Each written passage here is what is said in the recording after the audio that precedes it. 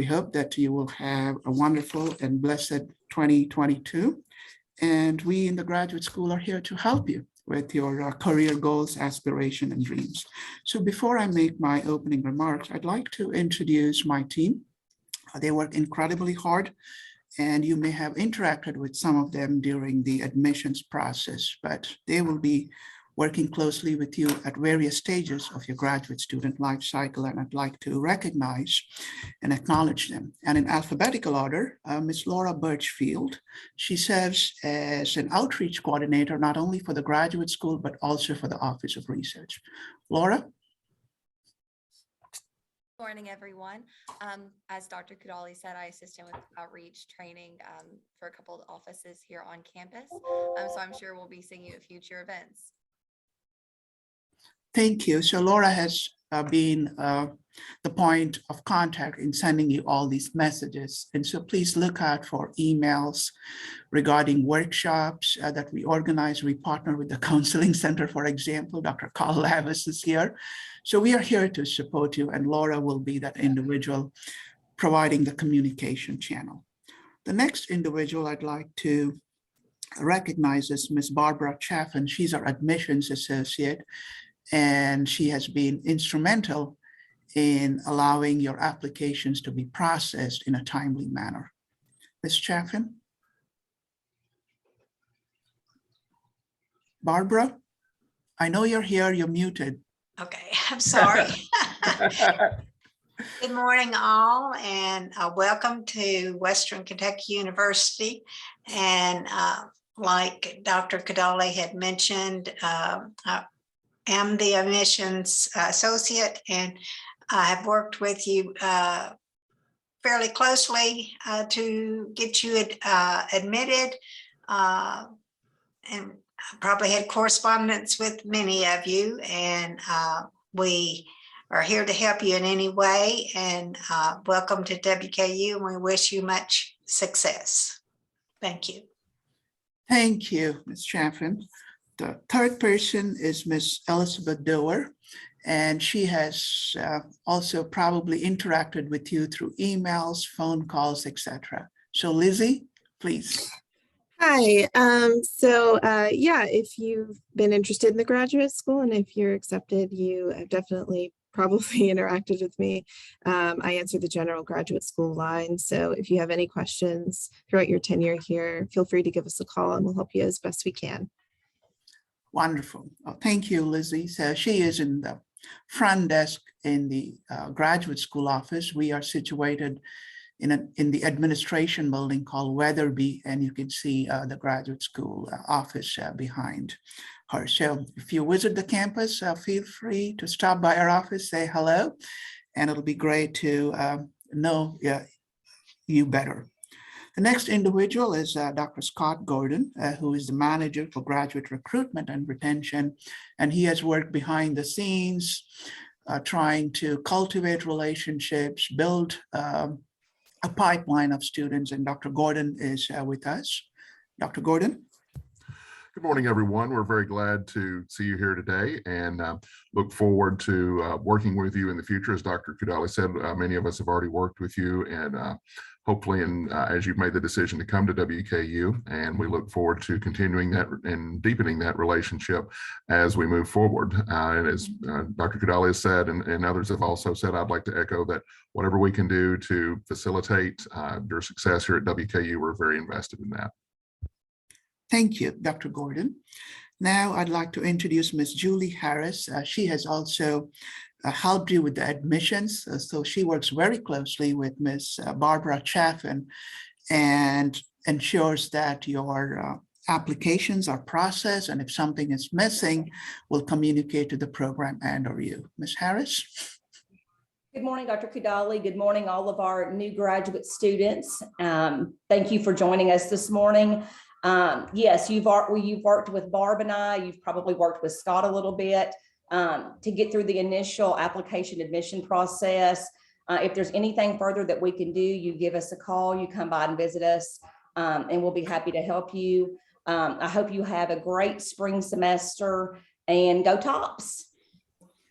Thank you, Ms. Harris. Our next person I'd like to introduce is Ms. Gina Johnson. She actually works for ITS, but has been very instrumental in our success. She provides us a lot of useful data and reports that helps our operations. Ms. Gina Johnson. Morning, everyone. Welcome to graduate school.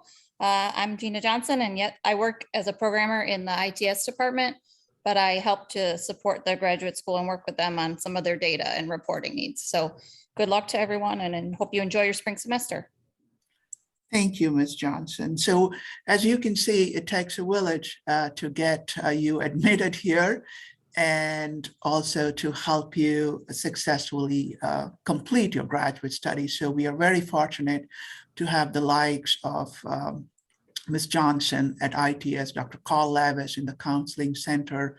We have wonderful relationships with the registrar's office and across the campus, and some of the folks are here. So I'm truly blessed to have support from multiple units on the campus.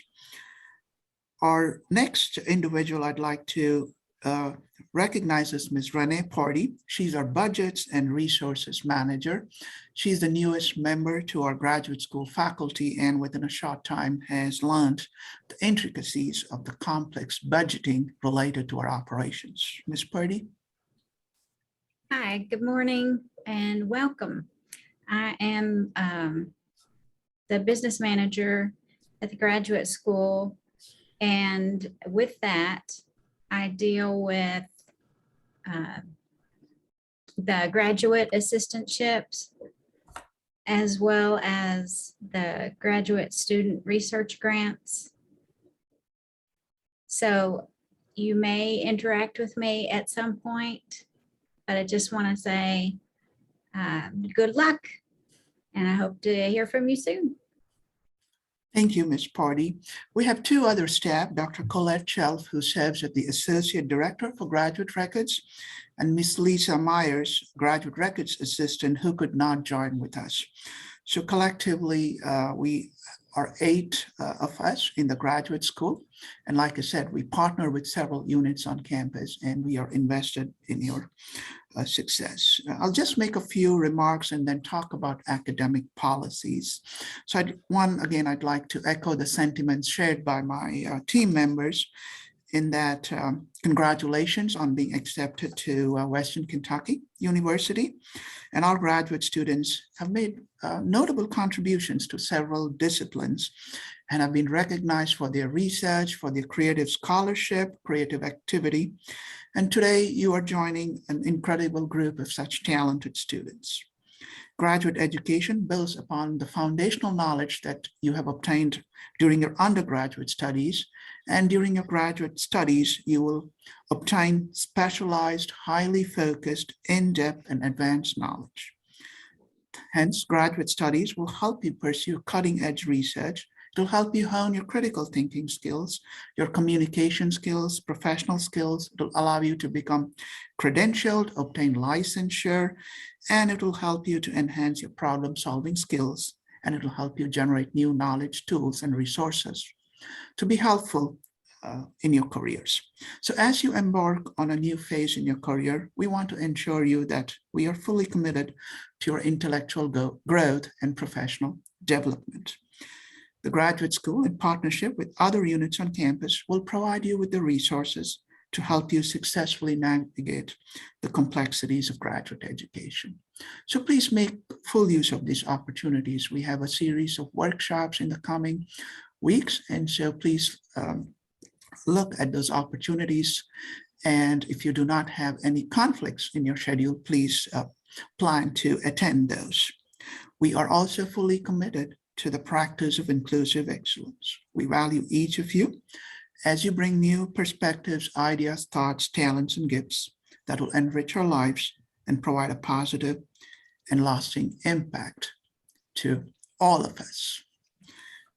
So that concludes my opening remarks. I'll briefly talk about academic policies, and I'll take questions and pause as well. This section was supposed to be conducted by Dr. Chelf, who has deep knowledge of the graduate catalog, but she had some conflict in her schedule and could not join with us. So I'll make use of our website, and at any time, please ask a question in the chat, or please unmute yourselves and ask a question. Again, this is supposed to be more of a dialogue rather than a monologue. So please feel free to ask any clarifications, and we are here to help you. Just give me a moment as I just share the screen. And I'm hoping you should be able to see the screen. Am I correct? Yes. Oh, thank you, sir. So one of the things, and I'll try to, I have to look at my other monitor, so excuse me. So the main graduate school webpage is this WKU.edu graduate. So we have a wealth of resources, and Dr. Scott Gordon maintains the website. And so if you have any clarifications, or you have some ideas on improve the website functionality, please do let us know. We will deeply appreciate your feedback. If you look at the website, there is a link to the graduate catalog. So I'm just clicking that. Just bear with me for a moment, and it leads to this academic catalog. The graduate catalog is the official record for your graduate studies. All the information in the graduate catalog is accurate, so our records team works incredibly hard. These are published once a year, typically in August. And so you have an opportunity to print if you want as a PDF for your records as well, but any policies that you are bound to is articulated in the catalog. So it is something that I would like you to be aware of. We have some policies, and as an accredited institution of higher education, each of our staff members have to uphold the policies articulated in the catalog. So it is good practice for you to know of the program requirements. So we would ask you to be in contact with your program advisor. Much of the information about your program is actually in this catalog. So you at least have to know some basic policies that will impact your matriculation and your degree conferral. So you have the programs listed here. So if I click the programs, we have a list of all the 89 or so programs. So I'm going to click just randomly the accounting and data analysis. So here is the program overview. The information about the program coordinator is also listed there, and program admission criteria. So obviously each of you have at least met or exceeded these expectations. And then there are program requirements. So these are the program requirements that you are bound to, the courses that you will need to take, required or mandatory courses, the electives, you have options in this program, the total number of hours, etc. So program-specific information pertaining to your catalog is available here as well. So I'll go back. And again, I welcome any comments, questions. So it's a large screen. I may not be able to visually look at yourself, but please feel free to ask any questions that you may have of this time. So I'm going back to the catalog and to the front page, if you will. There, for example, admissions is not particularly important for you. You already have been admitted. There is information about the academic calendar, for example. We are just completing the winter term, the spring, the classes start. You will know of when a bi-term ends, when are the finals, when is the commencement, when are summer terms. So please take your time and make use of the resources available in the website so you're well prepared to be successful during this spring semester. There's also information about enrollment.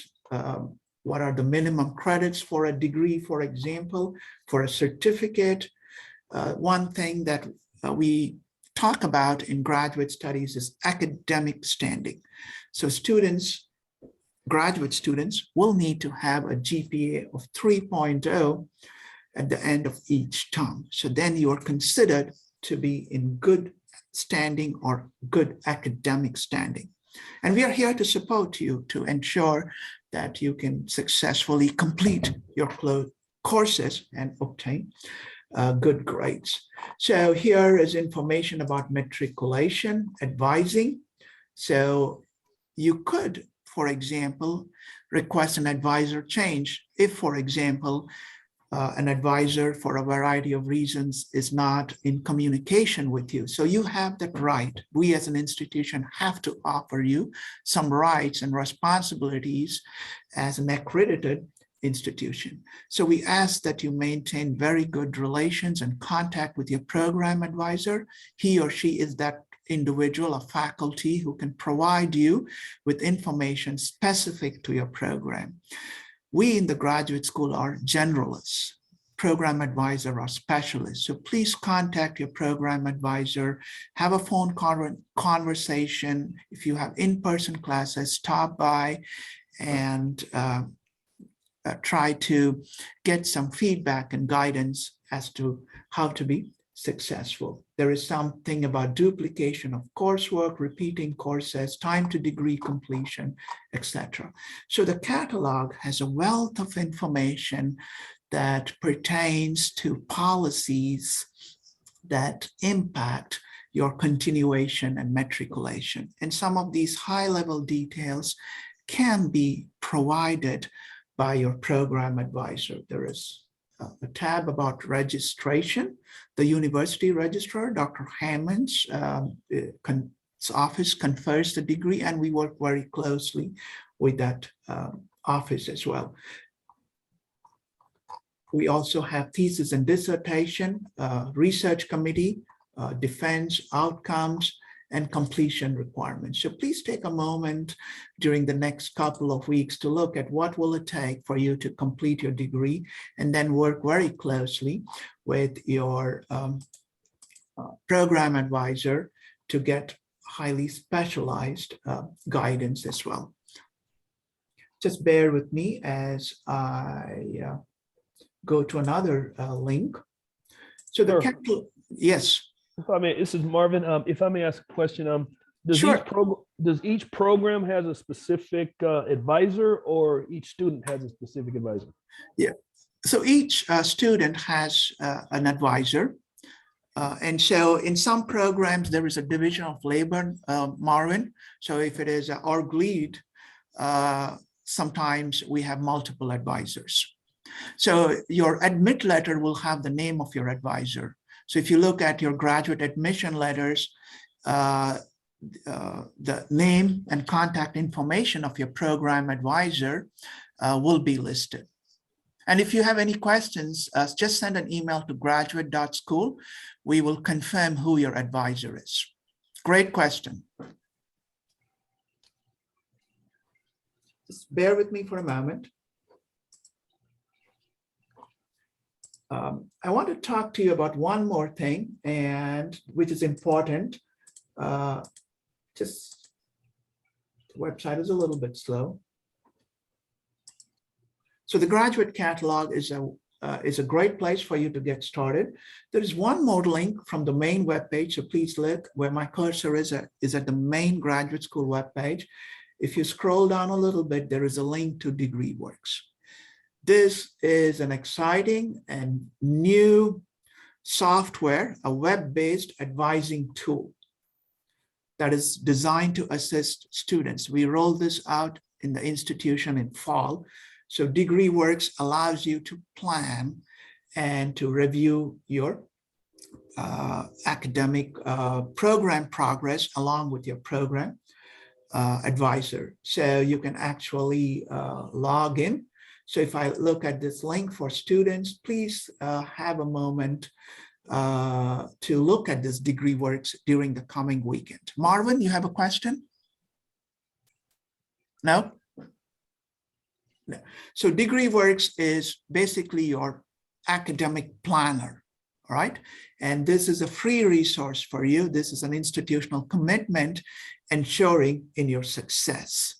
So I strongly advise you to look at this web link. Just Google DegreeWorks Graduate School WKU or go to the home page of the graduate school and click the DegreeWorks. You will be given an opportunity to look at how your courses will help you complete the degree and what courses you will need to take in the summer and winter and when they are offered, and help you complete your program requirements in a timely manner.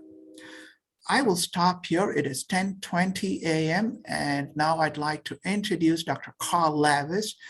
He's a great advocate for student success in campus, and I'm truly blessed to have developed a successful partnership with Dr. Carl Lavis, who works in the counseling center and helps countless number of students, providing able guidance to complete their degree during arguably the challenging times. Dr. Carl Lavis, it's a privilege to have you join with us this morning.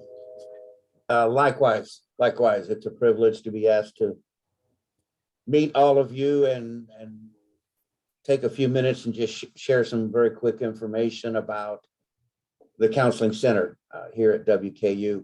There's an old adage, if you will, in higher education that says if you're going to challenge students, then you should support them. And that explains library services, it explains dining services. I think it explains counseling centers. And so the one thing that I want you to get out of this presentation that I'm doing this morning is that WKU has a counseling center, and it is for WKU students. We are a free service. Our budget comes out of the general fund, so there's no additional fee that you pay to be seen. It is a confidential service. All of us here are licensed mental health professionals, psychologists, professional counselors, or social workers. We are licensed to practice in the state of Kentucky. So what we talk about, with the exception of if there's a high risk of you hurting yourself or hurting someone else, everything stays in the room. Parents and family cannot call and ask. Advisors cannot call and ask. It's private, it's confidential. It is essentially unlimited. We're very fortunate here at WKU to be able to unlimited sessions for students, and at many universities the trend is every student gets 5 or 8 sessions a year. We're able to manage our caseload well enough. A typical college student will come for average 4 to 5 sessions, get what they need, get back to their lives and be successful. I've been here about 30 years now. I have worked with some students from their first year as an undergrad until graduate school. I mean, I've worked with some students 6-7 years. We handle just about any concern that you might have. And a lot of people think university counseling centers deal with test anxiety and homesickness. And like I said, I've been here 30 years. I've yet to have a student come into my office with either one of those concerns. We work with students who have been through quite a bit of trauma, abandonment, abuse, neglect. Work with students who are so depressed they're thinking about killing themselves. We work with students who are trying to keep it all together for themselves and their families and work full time and go to school full. We see a wide range of human pain, but we also, we see a lot of really strong students. We see a lot of passionate and curious students. We're just trying to kind of figure out who they are and where they're going. So we don't require a whole lot up front. If you think you would like to talk to a counselor, then we would like you to contact our office, have a session, see how it goes, see if you like it, see if it helps. Right now, as part of the COVID mitigation, our first contact with a student will be by Zoom. If you don't have a private place to have a Zoom session, you can use a room here in the counseling center, but it will still be a Zoom session with the therapist. We'll take 20 or 30 minutes just to get an idea of what you're wanting to address, what's bothering you, what you want to work on. We will let you know if that's something that we can help you with. And almost always it is something that we can work with. But if there's another department on campus that might also be helpful, we'll make that referral. And we'll decide if you want to continue meeting. You can decide if you want to continue meeting with the therapist you talk to, or you can go to our website and look at all of our therapists, all of our counselors, because there may be someone on staff that you just, you kind of have an intuitive feel that it might be a better fit or a closer match. I think we have a diverse staff. We certainly have older people like myself and younger, gender, racial identity, background, religion. We have 2 staff members that were born and grew up in other countries and are now here in America. So if you look at our webpage and you read our bios, you might just get a feeling like I think I'd be more comfortable with him, or she seems like maybe she would be more likely to kind of get what I'm talking about. Whatever that gut feeling is you have, we would encourage you to go with it, to trust it. And then it's as simple as calling back to the center saying, yeah, I met with Carl. We talked about me starting counseling and I'd like to get on Masami's schedule. And then we go from there. We take it session by session. We are not only, or we're not doing sessions exclusively by Zoom. We're just taking time up front to get to know, what's your comfort level. If we were to meet face and face, we would need to be masked. And it's interesting, a lot of people are finding that, excuse me, are finding that actually it's easier to do a session by Zoom without a mask than to sit in a room wearing the mask. So we will try to provide options and work with you on those options. And again, of all that stuff that I just blabbered out, just remember there is a counseling center. And this is where perfectly reasonable, decent, aspiring people sometimes find help. I'm excited that you're here. Although talking to you has brought back some of my memories of grad school. Most of them were pleasant, I can say. A few were traumatic, but I think I've worked through them. Not being a bit of a smart aleck, but that's the reality, that graduate school is hard. It's supposed to be hard. You're right out there on the edge, and it's a fine and pleasant misery. And I'm glad you're here at WKU to take that trip. Enjoy. Any questions for Dr. Lavis? I had posted the link to the website Counseling Center in the chat feature, so it's a good bookmark. I'll take a question or two to Dr. Carl Lavis. Any of you have any questions?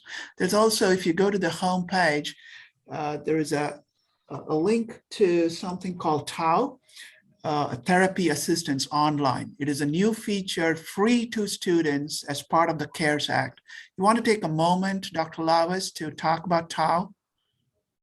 I thank you for mentioning that. I'm a little embarrassed that I forgot about it. Yes, it is brand new.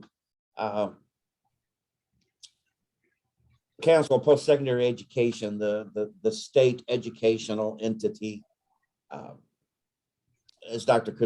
probably mentioned, located money and then shared it statewide, and basically allows any Kentucky university student to access something called TAO Connect, which is a large library of videos that cover a wide range of topics related to stress, adjustment, coping, parenting, family, grieving. I mean, it's just a very comprehensive digital library. You can access that through your Blackboard access, or it was put into Blackboard so it could be used through classes as well as individually. Long story short, TAO is a company. It's been around quite a while now, founded by actually a psychologist that I trained under back at Kansas State. And I'm just saying that I have kind of followed her success, and it's a good product. It's a very good product. And there's a lot of video that you can download. If any of you are teaching, there are videos that you can use in your classes. And so that's available now to any higher ed student in Kentucky, I think for another year, and then there'll be a discussion about refinancing it or letting universities pick it up. Wonderful. Thank you, Dr. Lavis, and I look forward to our continued partnership, and thank you for all that you do to ensure in the mental health and well-being of our students, and I'm deeply Absolutely. grateful. Thank you. For that. We'll move on to the next section of the orientation, and we are going to talk about opportunities for graduate research grants, and I'm delighted to present Dr. Sarah Oakes, Ms. Renee Purdy, Ms. Robin Piles, and will provide you with high-level information about opportunities to write a grant and get money for a project that you're passionate about. And I'll start with Dr. Sarah Oakes. I've had the privilege of working very closely with her, and she serves as the chair of the Graduate Council Research Committee. And each term we have a call for proposals. You will need to work very closely with your research advisor. And we have some resources in our YouTube channel about workshop opportunities about research. But I'll let Dr. Oakes introduce herself, and we will share some high-level information. Dr. Oakes, thank you for taking your time and joining with us this morning. Absolutely. Thank you, Dr. Kudali. I love attending these because any sort of new student thing is always just such a fresh energy. And I love meeting our new students and welcoming you all to Western to continue your education and further your studies. It's certainly a great place to train. So I'm excited to have you all here. In addition to the few slides that Dr. Kudali has put up for us, I'm going to put in the chat the website link that will take you to on the graduate page, the information about research grants that you can refer to if you so choose. One of the things I'll just mention in the beginning too, our committee, I've been fortunate to have served on the committee since I started here at Western, and it is an interdisciplinary committee. So we're made up of faculty from across the institution, from various backgrounds and representing various colleges. And that is both to your benefit as a student as well as a challenge. So I'll just mention sort of from the beginning, it's really the best committee to serve on as a faculty member. It's so wonderful to get to review student work and student proposals and see all of the innovative projects that our students are doing across the university. But the biggest thing I'm going to say from the beginning that I hope you remember and take with you is in developing this research grant, it's an opportunity for you to communicate to that broader interdisciplinary audience. So one of the more difficult skills that we develop as scholars is how do we communicate our work and the impact of our work to someone outside of our field, right? What's that broader significance or importance that our work has? And so it's a wonderful committee of faculty that are just rooting for you and there to support you. So on the next slide, we'll just go through a few of the sort of nuts and bolts. Right now, this is going to potentially seem like a lot of information, but you can refer back to this PowerPoint at a later date. Again, you can find this information on the link that I included, but I'll just walk you through what our graduate student research grant application looks like.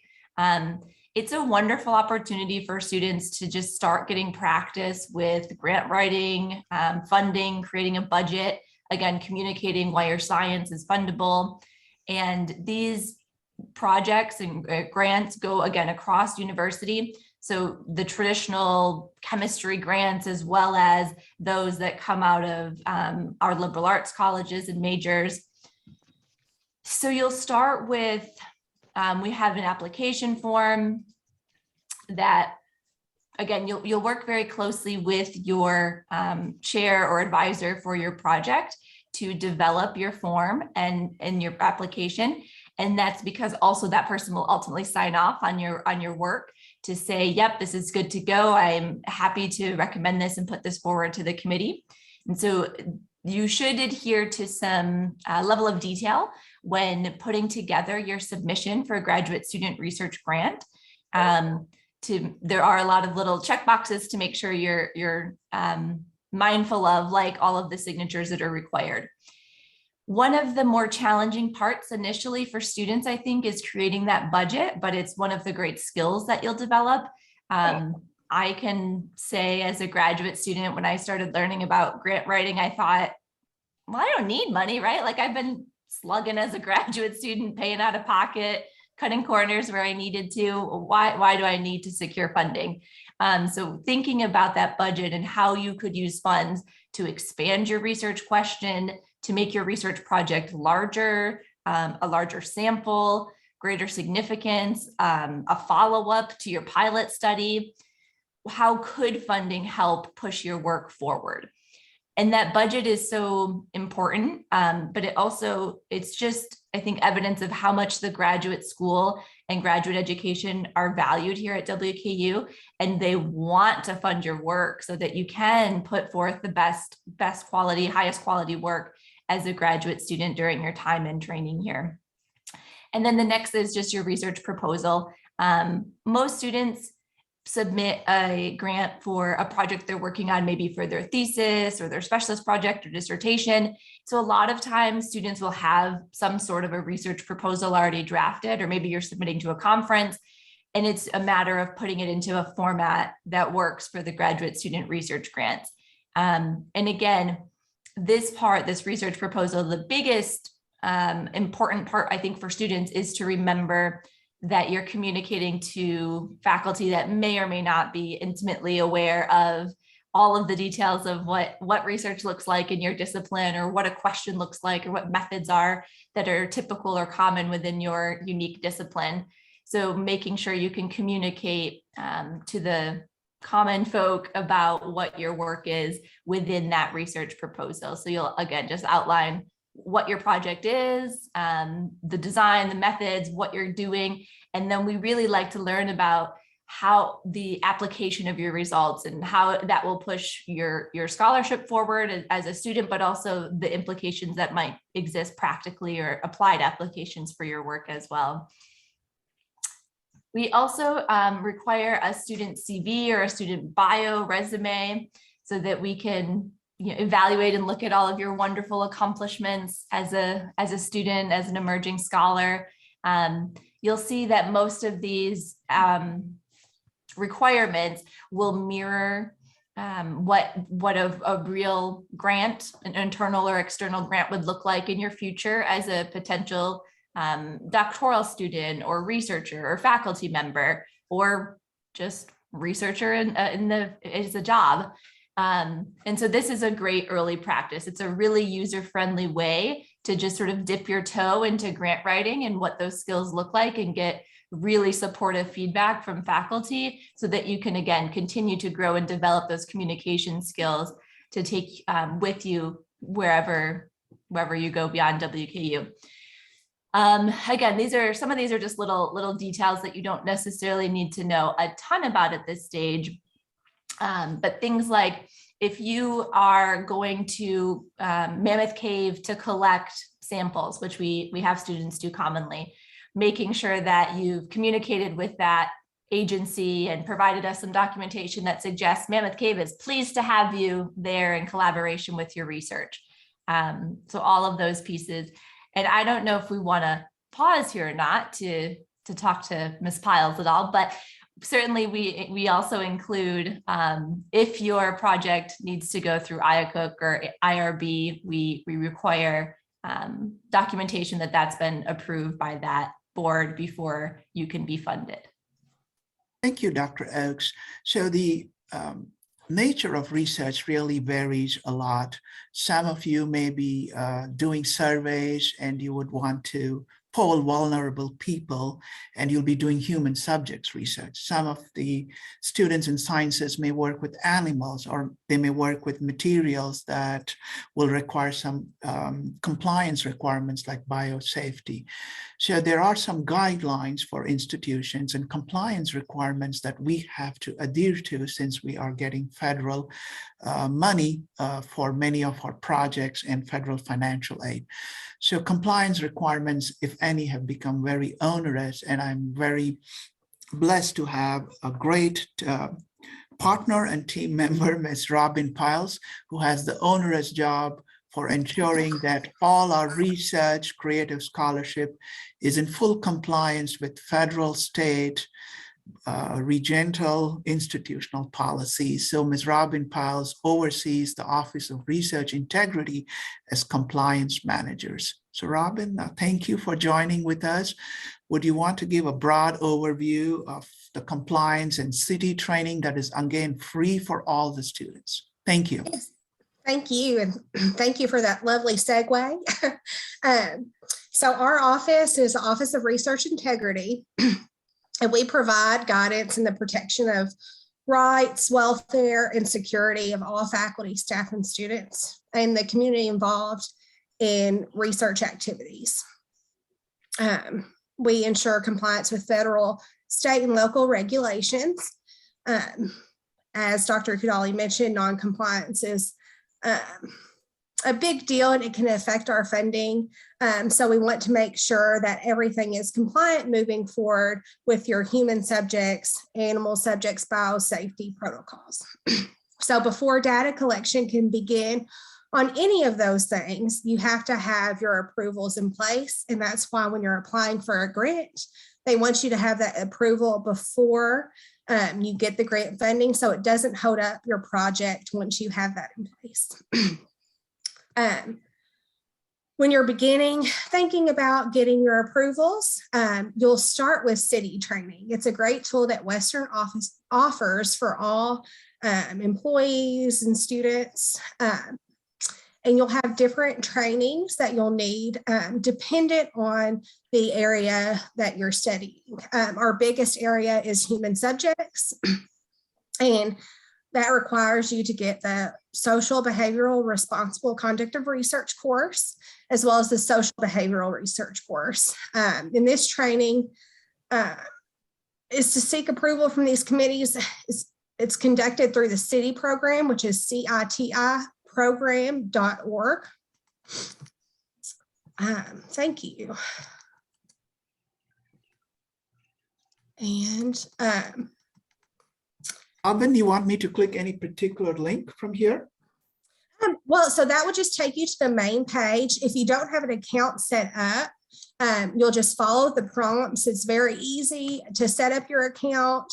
You'll want to affiliate with Western Kentucky University once you go through the setup stage, and this will allow all of our courses free to you. Once you complete the setup stage, you can always contact my office if you're having trouble with finding the courses that you need, or you can go to www.wku.edu/compliance, which I shared in the chat. And we have training videos for you to follow for city finding the right courses.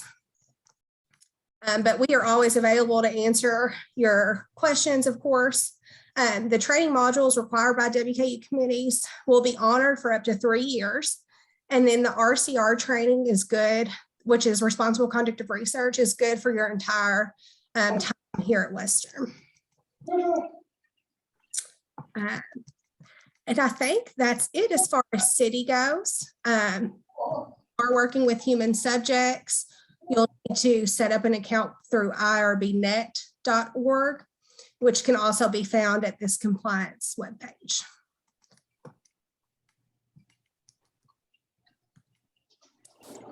Thank you. So depending on the scope of your project, if it includes human subjects research, like conducting survey or working with animals, working with some biological materials, you will need to obtain appropriate permissions before you start your project. And so please have a look at the Office of Research Integrity website. There is information about our emails and contact information. So we are here to help you. And if you plan appropriately, you can ensure that your research can start in a timely manner. So I'll go back. Go ahead, Robin. I was just going to say, and I would much rather you reach out to me if you had any questions regarding your idea or scope of work to make sure we were compliant the whole way through. And I was just going to add very quickly, Ms. Files in her office are so lovely and so responsive, and they're just so quick to answer questions, so quick to approve work. Some of you may or may not have spent time at other institutions, but this process can be a really not enjoyable and challenging one at other institutions, but they really, really work hard, especially to support student work, to be really responsive to questioning. So please take her up on that and do reach out to their office. Thank you. About budgeting and Dr. Oakes, myself, and Ms. Renee Party work very closely. There are some expenses that are allowable. It's just we have to follow institutional policies. So I'll let Dr. Oakes provide some high-level information, and then Ms. Renee Party can provide her own knowledge about what is fundable and how does one go about in ensuring that they get the funds to start their research. So Dr. Oakes. Thank you. I'll share with you a few sort of common budget items for students, common expenses, things that we see frequently on student grant applications, many of which are on this page here. So Dr. Kudali had mentioned survey research. We will commonly see incentives for participation, to increase participation or to reach a certain sample or audience.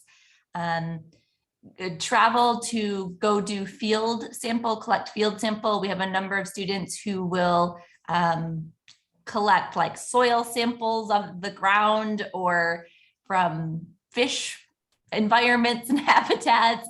They'll do use funds to support their travel to do necessary field work to complete a project, or students who might travel to a specific museum to analyze a text that is only held within that museum. Those are very common. There might be a particular hardware or software that is necessary to complete your project. We have a pretty cool VR program and research happening at the institution. So sometimes there's special technology that's required that's not available at the institution, but is essential to execute the project. Those are very common. Occasionally we'll get, those are, I would say those are the most common expenses that we see in research grants.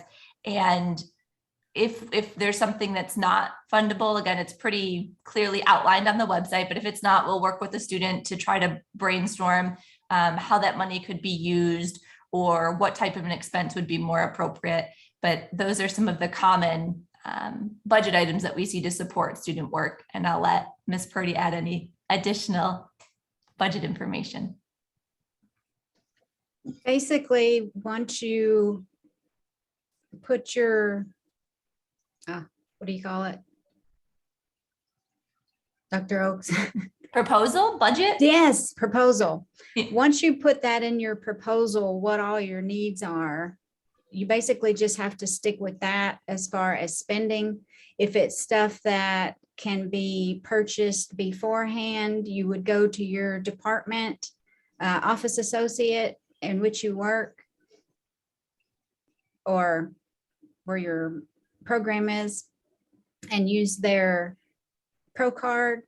It's a credit card, and they can do the purchase on that like upfront. And then if you have travel, that will be after the fact, and we would reimburse any funds that were spent out of pocket. So one of the things, main things is to, when in doubt, please contact us, because we as a state institution, there are some guidelines on what may be allowable, what is not allowable. So it may be a good idea to contact us when in doubt. So this way, we do not want you to purchase something and not have the opportunity to reimburse you later. So please do look at the guidelines regarding graduate research grant in the website. Typically, we do workshops, and again, Dr. Oaks helps us immensely. We have done one in the fall, and we'll share those recordings.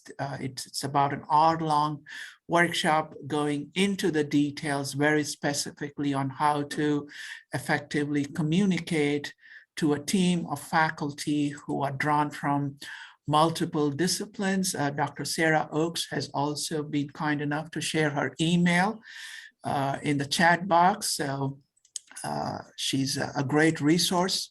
She has reviewed multiple proposals over the course of the past few years. And so we are here to help you. We'll share with you a recorded version of the workshop in a later communication. You can reach out to the Graduate School for Budget and your program advisor, and later your research mentor will also work very closely with you and help you submit a high quality proposal. And there are additional details here in the last slide. There is a very specific email that you have to use to submit the proposal. So that is something that we encourage you to be mindful of. Robin, you have any additional thoughts from a compliance perspective that may be useful to the new graduate students? I don't really, other than I would say if you did want to apply for any type of grant, graduate studies or beyond, just make sure you plan ahead.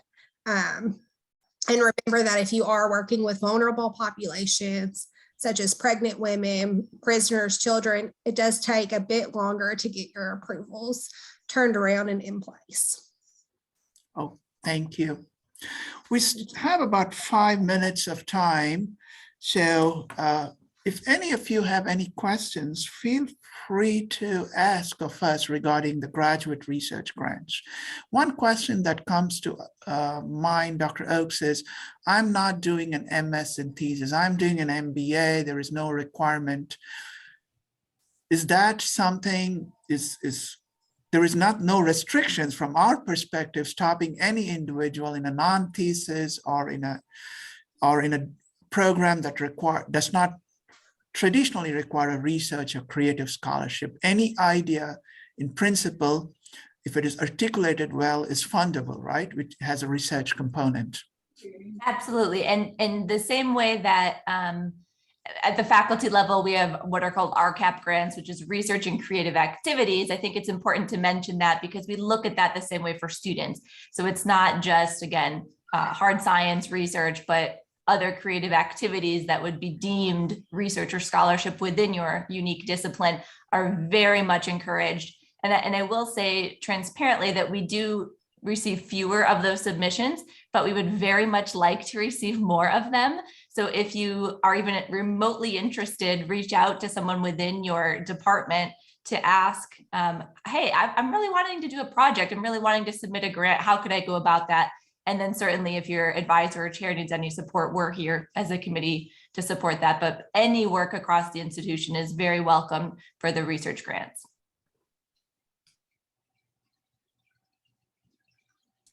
Thank you, Dr. Oakes. We have about 4 minutes or so. Any questions regarding graduate research grants?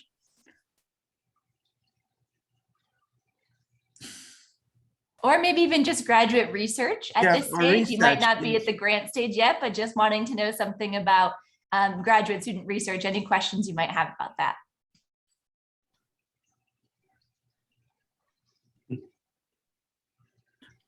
Well, it seems that we have no further questions. So Dr. Oakes, I'm deeply grateful to you for taking your time and joining with us and welcoming these talented graduate students. So we will be in communication as we work towards the call for February 7th is the deadline for the spring call. So it may be a little early for some of you at this stage, but we will have a fall call as well. And so it's something to think about. You may be in an organizational leadership program that does not have a thesis component, but still you may have an idea or a research component or a creative activity component for which you can get money and pursue that idea and complete that task. So it is a great skill. You will learn how to get a grant. It'll help you in the long run. I did not have the opportunity during my PhD to apply for a graduate research grant, and I had to learn it during my postdoctoral stint. And so applying for a research grant helps you understand the complexities of the compliance, helps you hone your communication skills. So there are a lot of transferable skills that you will learn during that process. Ms. Purdy, any final thoughts to the graduate students? Any word of advice?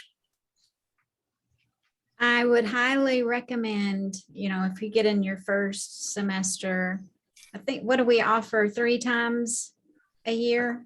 Now it's typically once a term. Okay. So if you get into this semester and maybe it's for a class where you have research and all of a sudden you're just enthralled with what you're learning, what you want to research, I highly recommend that you submit to get a research grant.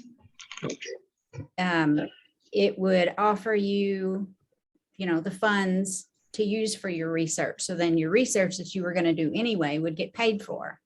So I highly recommend if you get into the semester or next semester, then I highly recommend submitting. Wonderful. And Robin, you get the last word. Anything from a compliance? It is important for us to be in compliance, right? Yes, with funds or without, you have to come through my office if you're working with human subjects, animals, or biosafety. So I do look forward to chatting with each of you, and I'll help you out as much as I can. Like Renee said, it is very important if you're doing research anyway. These funds can help pay for conferences, give small incentives to any participants. So it is a great resource that WKU offers. We're so thankful to the committee that oversees this and looks at those applications. And that's all I have to offer, but feel free to reach out to me at robin.piles@wku.edu or ori@wku.edu, and I'll be happy to help. Wonderful. Thank you, all of you, for your insights about graduate student research. And now we go to the final part of the orientation. And we are fortunate to have very talented graduate students share some of their insights about their experiences and provide you with some knowledge about how to thrive during your graduate studies. I'll go in alphabetical order. Miss Taylor Burden is in the Potter College of Arts and Letters. Taylor, you want to introduce yourselves and talk a little bit about the program you're in? Sure, thank you. My name is Taylor Burden, and as he mentioned, I'm a graduate student in the Potter College. My program is the Folk Studies program, and I'm pursuing the public concentration. So if you're not familiar with the Folk Studies program, a lot of what we do, it's looking at groups and their traditions and how people in those traditions function in small groups. So a lot of what I've done is documentation work. I worked for the Smithsonian for a year documenting ginseng workers in Appalachia. I'm currently on the editorial review board for the Journal of Folklore and Education. So a lot of what I do is at the intersection of education, art, and folklore. So that's a little bit about me. Oh, thank you, Taylor, for joining with us this morning. I'm looking alphabetically, and from the College of Health and Human Services, we are fortunate to have Ms. Mackenzie Carey. Good morning, and thank you for welcoming our new cohort of graduate students. Yes, so my name is Mackenzie. I am a student in the Doctorate of Nursing Practice program at the College of Health and Human Services. I am pursuing my Doctorate of Nursing Practice, and at the end of that, we'll have the opportunity to sit for the Family Nurse Practitioner certification exam. I went through Western's BSN nursing program, and then I've decided to pursue graduate studies as well. We have to do a culmination project similar to a thesis, but it's kind of research oriented. They call it the Doctor of Nursing Practice project. And so I'm really excited to be here. Thank you for having me. Thank you, Mackenzie. Next is Mr. Salman Hakimov from the Ogden College of Science and Engineering. Thank you, Salman, for joining with us and spending some time and sharing your experiences. Good morning. Good morning. Thank you so much for having me. I am Salman Hakimov. I'm from Tajikistan. I am a graduate student doing my master's degree. My major is Homeland Security Sciences, and I am in Physics and Astronomy department. My research is interdisciplinary, so I'm in Physics department, and I work with biologists also. It's biophysics research. It's about photodynamic therapy. So we study the antimicrobial effects of methylene blue, and we try to increase its effectiveness through synthesizing silver nanoparticles by using a high power laser that we have in our lab. And we work with biology department, collaborate with Dr. Banga. We culture bacteria there. It's very interdisciplinary research and interesting. I like it. And I have one more semester to graduate. And as an international student, I had a lot of new experiences. I I met a lot of knowledgeable professors in physics and in chemistry, in biology. Yeah, I hope you will also have fun, a lot of fun, depending on you are in which field. Yeah, I welcome all of you. Also, thank you so much for having me. Thank you, Simone. Any And questions? Yes. finally, we have Ms. Brooke Oak from the College of Education and Behavioral Services. Brooke, thank you again for taking time. We had a Zoom meeting yesterday, and by the way, Brooke is also a member of the Graduate Council Research Committee. So she really provides service to the graduate school as well. So thank you, Brooke. Just an introduction, a brief background about yourselves.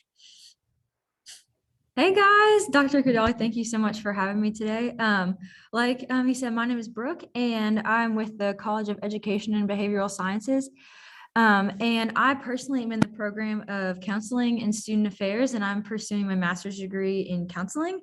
A lot of what I do is we work one-on-one with clients, and we're learning kind of that skill set to become a clinical mental health counselor. And our program has lots of different things you can get involved in.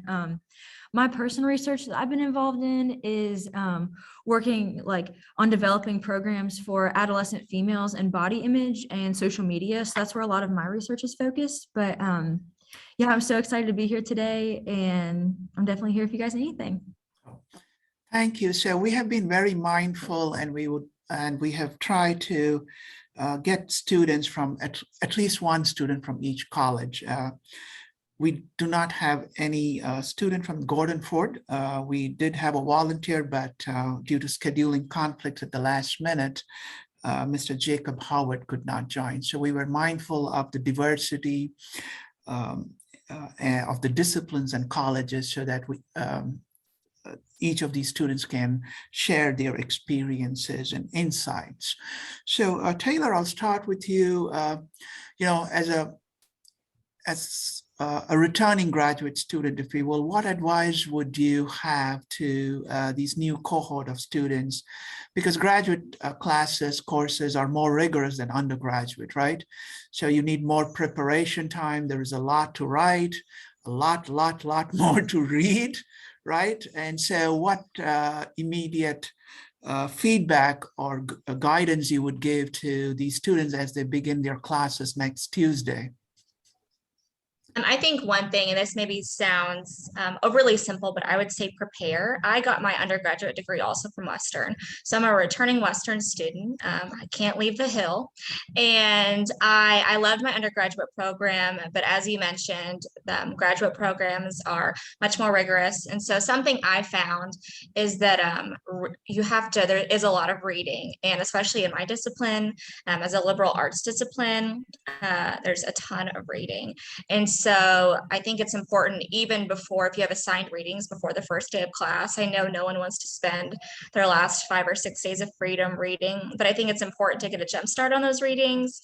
And even because let's face it, not everyone can read every word of every reading each week. Life happens. I'm a mom. I have another job, so I understand. But just read as much of it as you can, because it'll help you be more prepared in discussions. And I found that while a lot of the readings and supplemental resources that we looked at during the week as our homework are really helpful in informing what's being taught in the classroom, I think those discussions that we have in the classroom are what have been most fruitful and most helpful, especially since I'm very lucky and all of the professors in my program are very established in the field and have a lot of advice. And they have resources to offer. And so I think when you can be engaged in those discussions, you get a lot more out of it, and it makes you more prepared, not only to do future work, but to use whatever you're learning in the class and future scenarios in the workplace. You. Mackenzie, you want to build upon that from your perspective, from health sciences? Yes, I agree with everything that Taylor said. I also am in a kind of a unique role. I'm also a returning Western student, and when I was going through my undergraduate program, the nursing program is so content intense. It was kind of, it was a different transition. I wouldn't say the graduate program is any less rigorous by any means, but it was a very different pace. I was used to studying for exams and working very hard that way. And then in the graduate program, I had to shift my focus a lot more to focusing on improving my writing skills and reading a lot. And so it was a very different transition. So my advice to any nursing students or any health fields is to just be aware of that transition and just to be adaptable. Realize that, the way that you've studied before may be different than the way that you have to study now, and take every opportunity you get to get experience. I kind of jumped into my graduate programs about 2 years after being a nurse for full time. I was a nurse for 2 years full time, and so that gave me a lot of good experience for my graduate studies. I had a lot of different jobs during that time that all kind of helped contribute to the knowledge base that I have now as a graduate student graduating in December. So that's my best advice, and stay organized the best way that you can. Everybody does something different. But that is, I have a planner, I write things down everywhere, or I would forget them. Sounds simple, but just finding what works for you is very important. That's it. I got it all. Thank you, Mackenzie. Simone, you bring new perspective, ideas. Unlike Mackenzie, you do not have rich ties to WKU, right? So you had to build new relationships, understand Western culture. And so do you have anything to share to graduate students who have not obtained their bachelor's from WKU? There's a learning curve, sometimes steep, for some of us who are new to WKU. So what have you learned? What works well? What does not work well? Would you share your insight? Yeah, as previous guys said, amazing advices already. So I would say do not get sick as long as you are healthy. Take care of your health first of all. Do not go into depression and stress too much. Take it easy, you can do it. And discipline, yeah, I would say, as Mackenzie said, organize yourself. Every day keep a certain amount of studying, for example, for 5 hours. You will be great. And I would say to put away distractions like social media, YouTube videos, put everything away and organize yourself. Just focus, you will be great. I think that's what I would say. So Brooke, you want to add your final thoughts to this from your initial experiences? Yeah, for sure. So my biggest advice, and this applies like, it's kind of like what you were mentioning before, but no matter what, like master's degree or what type of student you are, like if you're not doing well yourself, you will not be a good student or a professional. So just maintaining that self-care the entire time and keeping that as a priority is a huge deal. As far as from like a student organizational piece is get to know the people in your cohorts and your programs, get to know your professors. There's so much value in having that connection and community. It makes it less stressful. It makes learning a lot easier, and it kind of helps to have those people with you. And Google Calendar is a fantastic resource. Like Mackenzie said, staying organized and writing things down is fantastic. I am so forgetful that I need my phone and laptop to remind me things. So Google Calendar is a great way to kind of just combine all those layers, because as a graduate student, a lot of times you have meetings and classes and just lots of different things. So it helps to kind of have all of that in one place so you don't overlap. But my final piece of advice would be to just enjoy this time. That's my biggest regret as I kind of come up on my final semester, is this time is such an exciting point. You're kind of springboarding into your career, and it truly is just a blessing to be in this time and in this phase. So just enjoy it and embrace it. While it does have its difficulties, and it is like tougher than undergrad, it's still enjoyable and worth enjoying that time. Thank you. So we are nearing the half time, 11:15. And so please feel free to ask questions of these students. They have the WKU experience, knowledge, and insight. So do any of you have any questions about anything in general related to graduate education at WKU. So there is a question I'm reading. So this is coming from a student who is taking an online class, and maybe one of the 5 of you who has had an online class and an in-person can comment upon it. And the question reads as follows: what is your biggest piece of advice for online only classes? Because the engagement interaction is not in person. So I leave it to Taylor, Mackenzie, Brooke, or Simone.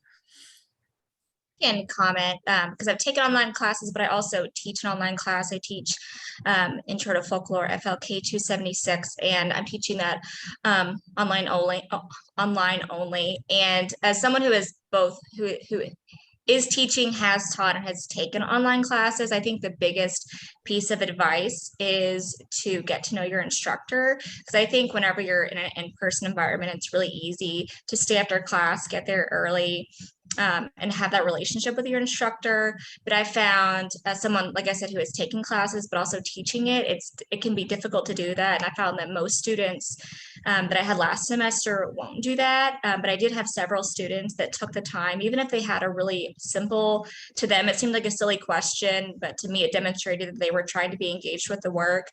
They would email me. I had a few students that would email me once a week. And I think some of us are maybe afraid to do that because we don't want to seem annoying, but it never annoyed me when a student had a question about an assignment or about a reading. And in fact, I really enjoyed getting to engage with them, because in the same way that students often find it difficult to engage in online classes with their professors, I find it difficult to engage with my students in an online class.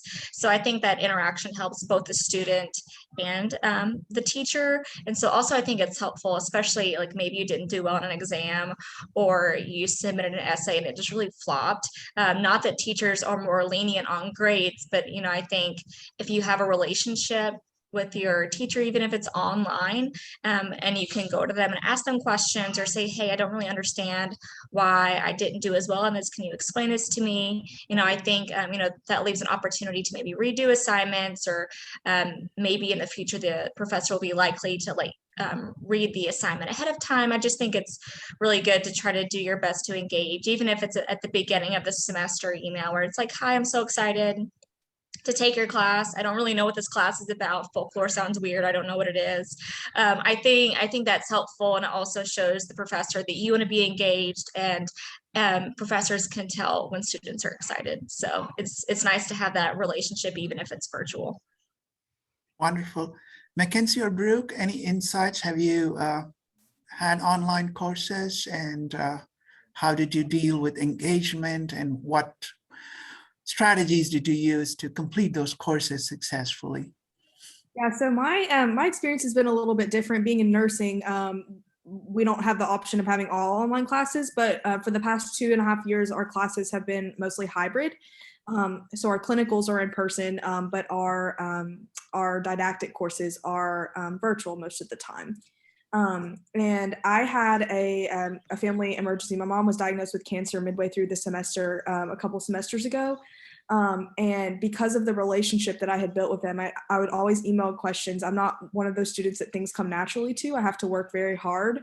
And so I was always emailing, asking questions before that. And so that when that happened, they were so understanding, and they did everything that they could to help me kind of stay on track for my program. And they gave me a couple of extensions, which were so helpful. And just any questions you have, anything you need. And so that was, I second what Taylor said. Building that relationship was vital for me, and kept me on track, even though life kind of happened and had other plans. But yeah, that was very helpful. And then just listening to those lectures. I know in my Yeah. You want to set up yeah, you go ahead. Yes. And staying on track of those. There's so many, but just doing what you can and trying to pace yourself. I think Simone said that earlier. Doing a little bit each day has been very important as well. Thank you. Brooke, any thoughts from your end?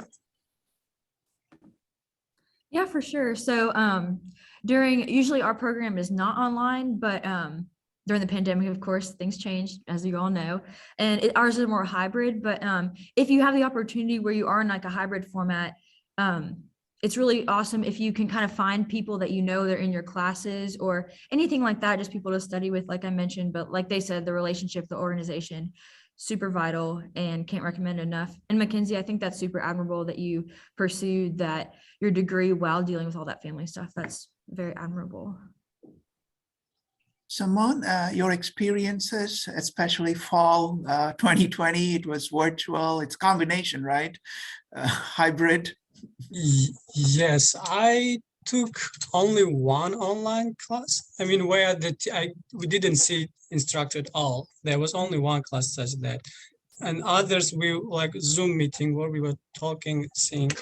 So in the one which was completely online, the instructions were uploaded and we used to follow the instructions. Usually a lot of questions popped out, and as previously the guys talked, we should not hesitate to email the professor. I personally was hesitant to email a lot. And I used to procrastinate. For example, it's due to midnight. And at 10 p.m., I had a question and I hesitated to email at this time because it's so late. So I would say to not procrastinate also, not to put it to the last hours, to finish it early. So if you have any questions, you can ask. And do not hesitate, as the guy said, do not hesitate to email. Yeah, the instructors are very nice, very eager to answer the questions. Thank you, Simone. And I know since the March of 2020, the impact of the COVID-19 pandemic has really been felt hard for all of us. And I really admire all of you for your resilience and for your ability to deal with the sudden change, the uncertainty, etc. So Mackenzie, and I'm sorry to hear about your mother. I'm wondering, how did you draw strength? We have the Omicron rising, and we have a new cohort of students starting graduate courses that are rigorous. They are concerned about their own health, the health of their loved ones during the surge of this Omicron. So where did you draw your inspiration and how did you build resilience? Are there something you would like to share that these graduate students could use so that they can thrive during graduate studies? Yes, so I do primary care nursing, so I'm definitely not on the front lines of this COVID pandemic, but so many people that I graduated with are. And so seeing them working so hard, so tirelessly and not giving up the fight and hanging in there has been just so inspiring to me. And that makes me want to work harder so that when I do complete my studies and I am a certified nurse practitioner, that I will be able to kind of not take their sacrifice in vain, I guess. And through working through this pandemic, through all life has just really hit these past couple of years for everyone, I think. But just buckling down and really figuring out what your priorities are. My husband and I made it a priority for me to finish school on a certain timeline, and thanks to his help and just through down and kind of just going through the adversity, and it's even not feeling set back. Even if you do have a few setbacks, you're like, okay, let's start over and try to find a different way to come at this. Has just been so incredibly helpful. Just trying to get through it the best you can, taking one step at a time. That's what we have to do in these uncertain times. Thank you, Mackenzie. Taylor, any insights how you're teaching students who are impacted by the COVID, pursuing a highly rigorous graduate program and managing the uncertainties and putting all to this together? It's not easy. And so any strategies to share with the students? Sorry, I was muted. I think just be transparent with your instructors. For example, I had a student last semester that had a family emergency, and so she just hadn't turned in, her work in 2 weeks. And so I actually reached out to her because I could tell that, she had been like 100% on every assignment. So I reached out to her, and she said that had happened. And so I think just whenever you tell your instructors what's going on, I'm a mom. I actually found out that I was pregnant the day after my graduate student visit. And so, that was a bump that I didn't see happening. And so I've been able to persevere, and now have a 2-year-old, and I'm finishing up the program this year. But because of that, I understand that life happens. Babies wake up in the middle of the night. You hit a deer sometimes. And so I just think you need to be transparent, especially with the pandemic. With so many people, now it seems that a lot of people are getting COVID again. I think, if you're not feeling well, I think most instructors, and I know that I'm teaching an undergraduate course, but I think most instructors are understanding, and no instructor that I know wants you to fail. I think all instructors want you to do well. So I think just keep that in mind and just be honest and tell them what's going on. Thank you, Tyler. Simone, anything to draw from you? Yes, as Taylor said, to be transparent to our instructors. For example, in my first semester, I had some health issues, and I was very hesitant to tell this to my professor. I went to see a medical doctor. Later, I had assignments, and I was falling behind. I sent an email, and he was very understanding, very supportive about this, and I got my extension time, and I submitted my assignment later. So yeah, I think to be transparent, and professors are very understanding. I totally agree with Taylor. Yeah. Brooke, anything to add? Yeah, so just definitely piggybacking off what everyone else said, for sure, be transparent. We're all human here. But also just having grace with yourself throughout the process. I think there's a stigma of grad school of perfection, and because it is rigorous and it is different, but you can still be human in grad school. You can still, you're not going to be perfect all the time, and you just have to kind of accept that and continue to work on that. And if any of you guys ever have any questions or anything, I can drop my email in the chat if anyone ever needs anything. Yes, Elizabeth, thank you. Go ahead with your question. Thank you. In your experience, what have been the provisions put in place if you have experienced getting COVID and you've had to miss class, in-person class? What have been the provisions put in place to make sure that you can keep up with your studies properly, so that you can connect with the class even if you're not able to be in class? Yeah, I actually I got COVID from being in clinical for my classes. This was last year, and my instructors, I was just blown away at just what they did for me. They told me that I had until the end of the month to finish my assignments, and so they kind of just extended that deadline just whenever you get to it. And then I had one professor that actually offered to drop off groceries to my house.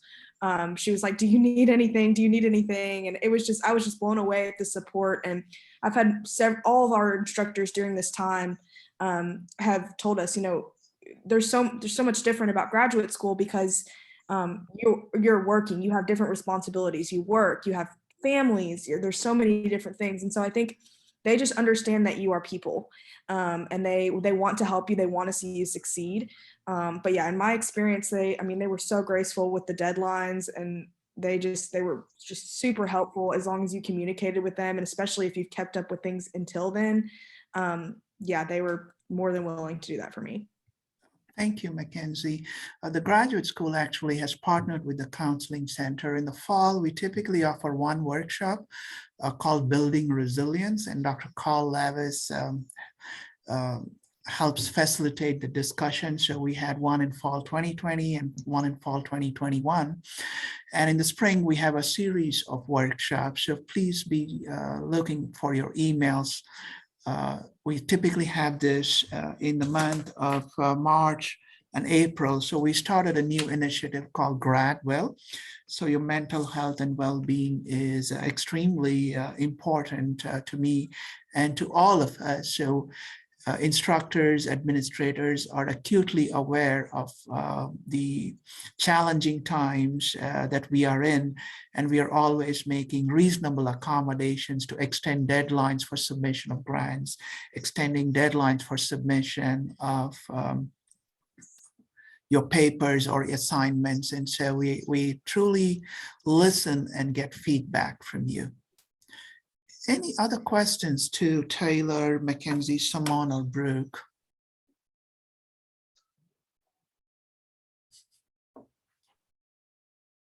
Well, we have about a few seconds. So Taylor, if you have one word or a few words of advice to these new students as they start, what would you say?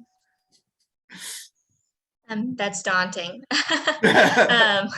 I think my biggest thing, which kind of goes back to what I said about transparency, but I think just have an open line of communication with your professors, because I think this is true, I'm sure, in every discipline and all of the colleges and all of the different programs, but your professors are professionals, and they have excellent connections. For example, I had a professor, that's actually how I got my job at the Smithsonian for a year. She helped me get that. Another one led me to an internship, which actually the organization that hosted that internship is the one that runs the Scholarly Journal, which is how I got the Scholarly Journal position. And so I was recommended for that through my professors.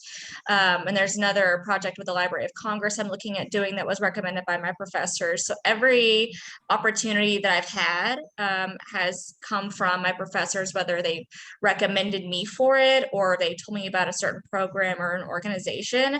And so I think just remember that your professors are experts in their field, and that they're the ones that will be writing you recommendation letters. They're the ones that, might be a reference. They're a great resource. So not only ask them questions in class, but I encourage them, for example, there's an application for a grant that I'm working on. And I just, right before this meeting, emailed one of my professors and said, hey, can you review this before I send this off to the Library of Congress? And it potentially looks really bad. So I think just, remember that, like I said, your professors want to help you. They want you to do well because you're a reflection of what they've taught you. So just remember that, and also make sure you do well before you go and ask them to recommend you for things. Make sure that that's an open line of communication that you start from them, that you start the program, so that they can see that you consistently work hard and do good work. Wonderful. So the word of the day is communication from you, Taylor. Thank you. Mackenzie, final thoughts, words of wisdom to our students? My word would probably be organization. I'm an organization fiend. Think about it, write things down, and just, it's a lot to keep up with. So just whatever works best for you. There's also a resource I like to share with everyone called Trello. For those of you that are doing projects, Trello is amazing. You can put cards, and there's checklists. I like checking boxes. It's a free resource. It's a website. I would recommend using that for any kind of big projects that you have to stay organized. It's been my lifesaver throughout graduate school. Yep. Trello is a great app, Trello. Simone, final words of wisdom? So I found that as long as I'm healthy, the biggest thing that distanced me was my health. So as you guys can do it as long as you're healthy, take care of your health first of all. You can do it, don't worry. It's not very, very difficult. You can do it. So focus and discipline, as Mackenzie said, discipline, organization, and make connections, as Taylor and all guys mentioned. Make good connections. You'll be great.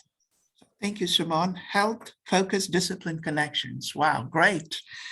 And Brooke, anything to add from your perspective? For sure. One other thing on top of all of those things, absolutely, is a lot of times there's different trainings or different opportunities that are available to graduate students that are either discounted or owned are available at that time. And I feel like it's a great time to do those in grad school because a lot of them are cheaper, or they just you don't have to worry about it once you're out in the field. So just take advantage of those. And other than that, just remember that you guys are here for a reason, and remember on the tough days why you're doing what you're doing. Remember why you started in pursuing this, because there's a reason you all are doing this. And I know that Like if you work hard and keep at this and remember why you're here, you all can absolutely do it. Don't be afraid. You got it. Oh, thank you. So give a big shout out to Taylor, Mackenzie, Simone, and Brooke for taking their time and sharing their insights. So thank you very much for joining with us despite your hectic schedule.